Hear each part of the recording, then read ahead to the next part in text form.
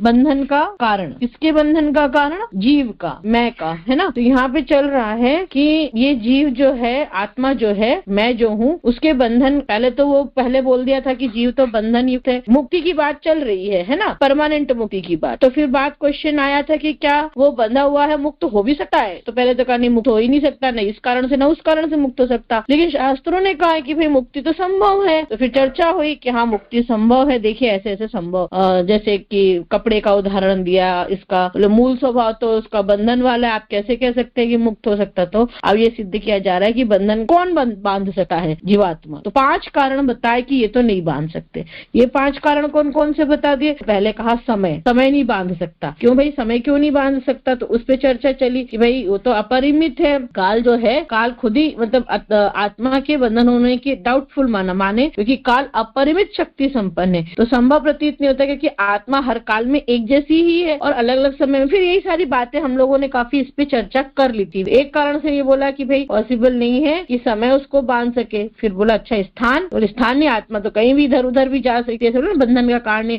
आत्मा एक देश में नहीं हो सकती है। उसको व्यापक वाली बात बोली। यदि ऐसी है तो ये मानो, तो फिर तो मुक्त आत्माएं भी बंधन युक्त हो जाएंगी। कहने लगे ऐसा अगर हम मान लें कि तब तो मुक्त आत्माएं भी बंधन युक्त हो जाएंगी। अगर उसको ऐसे समय जगह बांध सकती, समय नहीं जगह बांध सकती, तो मुक्त आत्माएं भी बंधन वाली हो जाएंगी। तो बोले आत्मा को स्थान नहीं बांध सकता है, कि स्थान और समय से वो मुक्त है। इसके बाद और आगे बात आई तो अवस्था। आत्मा यानी मैं, ध्यान रखें, भूत प्रेत पर देखने लगना। मैं, मुझे ये नहीं बांध सकता, समय नहीं बांध सकता, मुझे स्थान नहीं बांध सकता, मुझे शरीर मत देखो, आत्मा को भूत प्रेत मत देखो। आत्मा को मैं शब्द से संबोधित करना। मैं चिंतन करना चालू करेंगे तो समझ में आएगा। जैसे मैं बचपन में भी मैं था, बचपन गया, युवावस्था गई, पर मैं हूँ, तो अवस्थाएं मुझे नहीं, यानी देह जो स्थूल शरीर है वो मुझे नहीं बांध सकता। उसके बाद अवस्था कौन सी? दूसरी अवस्था कहते हैं जागृत, स्वप्न, सुषुप्ति।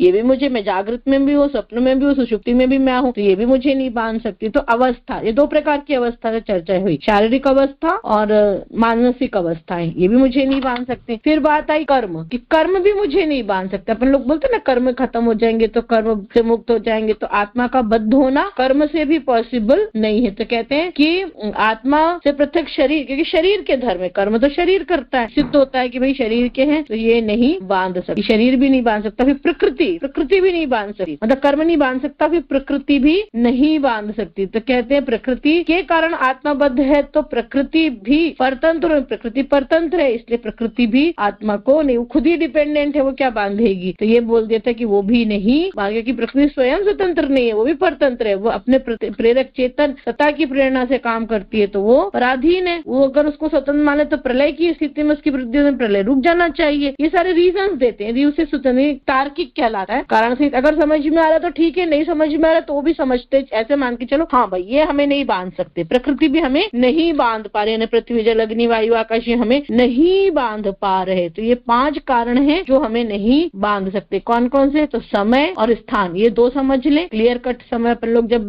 संकल्प लेते तो स्थान और समय की चर्चा करते हैं, तो ये दोनों नहीं बांध सकते। इसके बाद स्थूल शरीर का मामला आता है, जिसमें प्रकृति हो जाती है, पृथ्वी जल अग्नि वायु प्रकृति बोल सकते, ये नहीं बांध सकते। कर्म नहीं बांध सकते और अवस्थाएं नहीं बांध सकती, ये 3 ऐसे समझ लो। तो प्रकृति, कर्म, अवस्था और स्थान और समय,